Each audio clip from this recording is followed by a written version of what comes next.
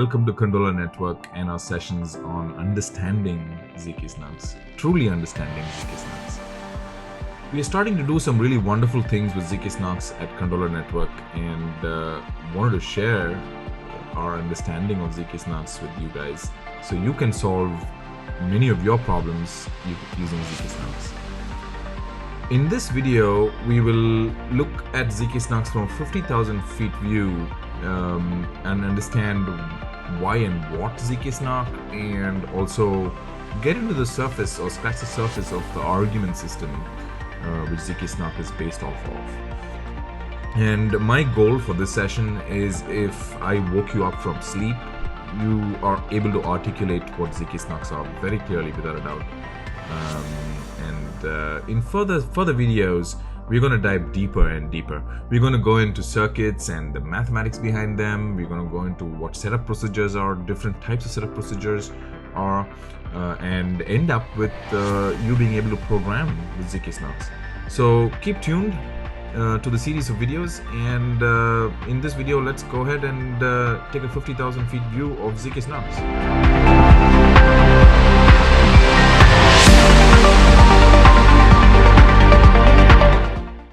So what is zk-SNARK?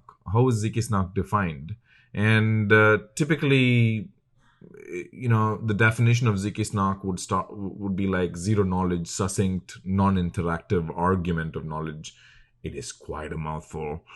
It took me a while to even digest that, for sure. But the more intuitive way to approach this is to go from right to left instead of starting with zero knowledge. And so here we go from the top. We'll start with ARK. ARK stands for argument of knowledge. N stands for non-interactive. S stands for succinct. And ZK stands for zero knowledge. Now, the reason why I went from the top or from the right was because zk-SNARK or SNARK or STARK, these systems are essentially argument systems. And non-interactive or interactive is just a type of argument system. And succinct or short or quick is simply a demand or a constraint on the argument system. And zero knowledge is yet another demand or constraint on the argument system. So essentially, zk-SNARK is simply an argument system, a specific type of argument system being non-interactive, with two demands: that it is succinct. What is succinct? We'll get to it in a moment. That it is succinct, and another demand is that it is zero knowledge. So zk-SNARKs are, from the bottom, zero knowledge, succinct, non-interactive argument of knowledge.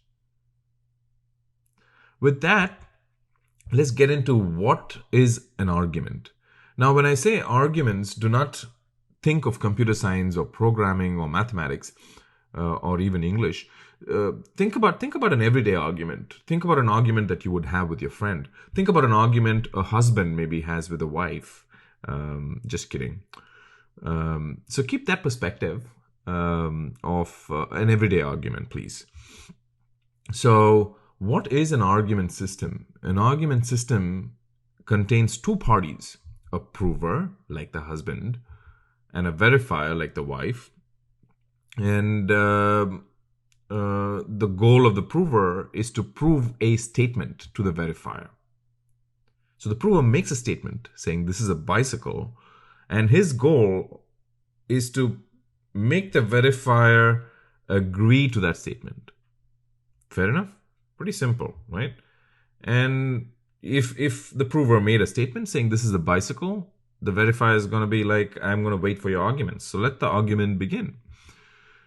So the first argument from the prover could be, this is a vehicle with two wheels. And the verifier might be, okay, can I get some more information? The second argument from the prover could be, this is a vehicle that must be pedaled to move. And then the verifier probably has enough information and says, okay, I agree, this is a bicycle. So an argument system is very, very simple, with multiple interactions, as you see here. The prover's goal being able to convince the verifier. that his statement is true.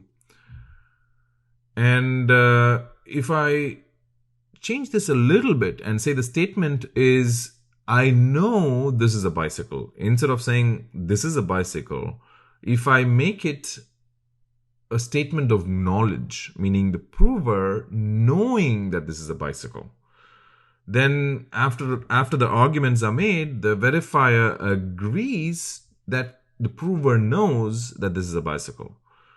So if it is about knowledge, meaning the prover knowing a fact or knowing a statement or knowing a witness or a secret, then it becomes an argument of knowledge.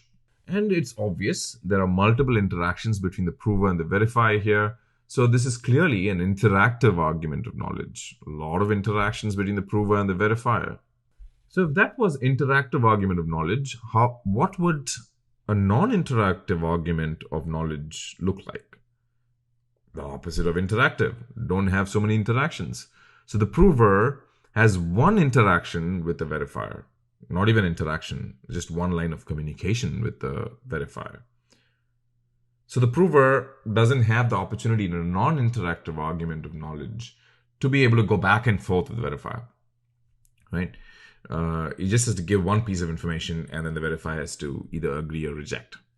So in this case, the prover sends the actual bicycle to prove to the verifier that he knows that this is a bicycle.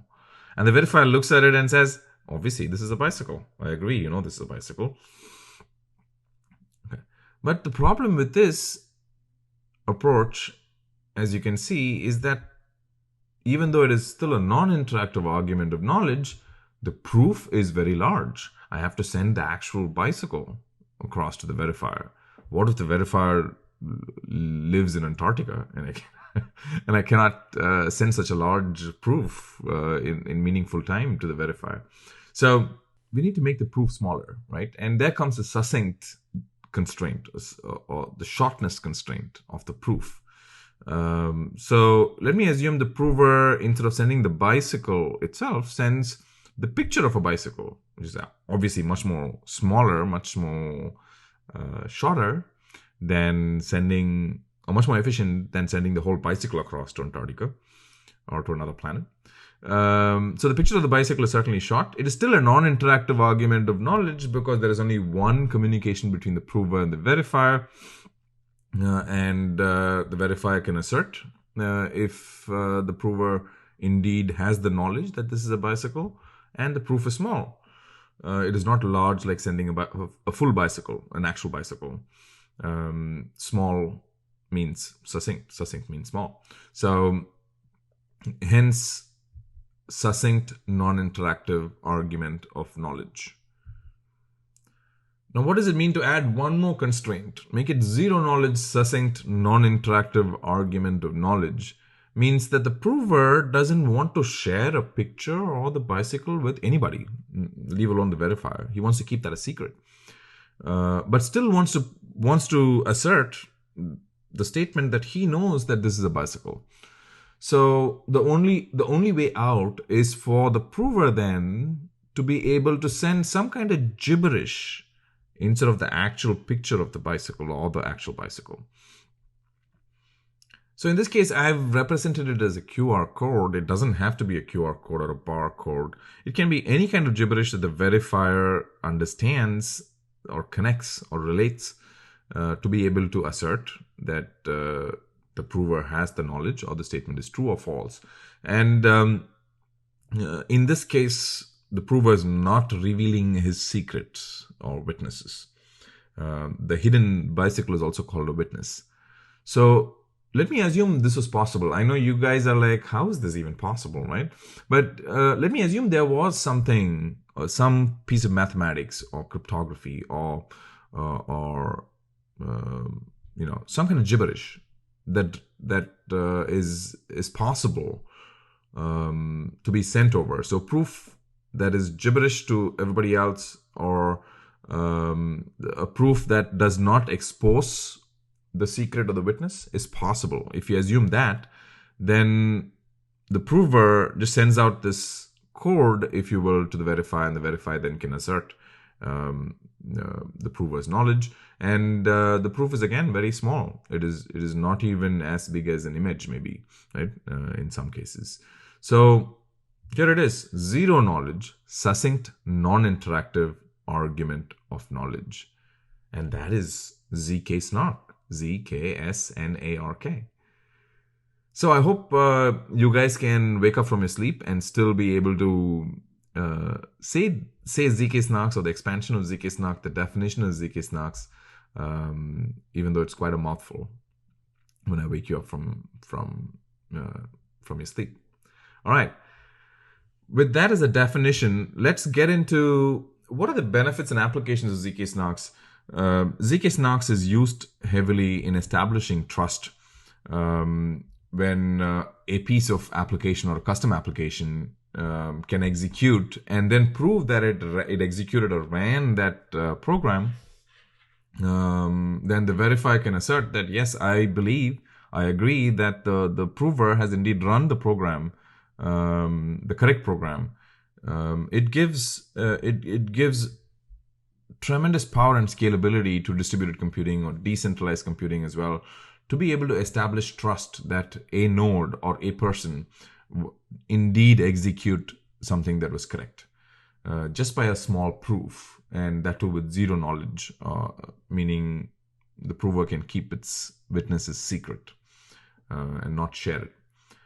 So zk-SNARKs allow for very fast, scalable, efficient networks because of the fact that not everybody has to execute the same thing over and over again, and also is a good tool for privacy because it keeps information or transactional information a secret, allows for it, right? You don't have to share it. And also a very important use case, especially in recent days, is the fact that you can prove for a given exchange, say take an exchange like a centralized exchange where you can trade commodities or trade shares or trade assets or securities.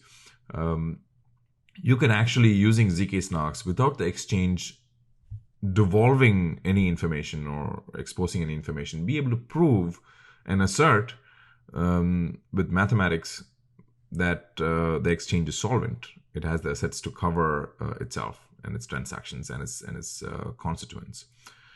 Similarly, think of another situation where you want to prove to the tax authority that you've paid your taxes correctly, and that too with zero knowledge, without having to expose all of your secrets or witnesses or accounts. And that is another wonderful use case for zk-SNARKs as well. So with that, let me end this session and say, please feel free to keep in touch with us at Kandola Network. You can reach me at gul@kandolanetwork and at LinkedIn and Twitter as shown here. And by the way, I'm Gul, the head geek at Kandola Network. Adios until we talk again. Thank you.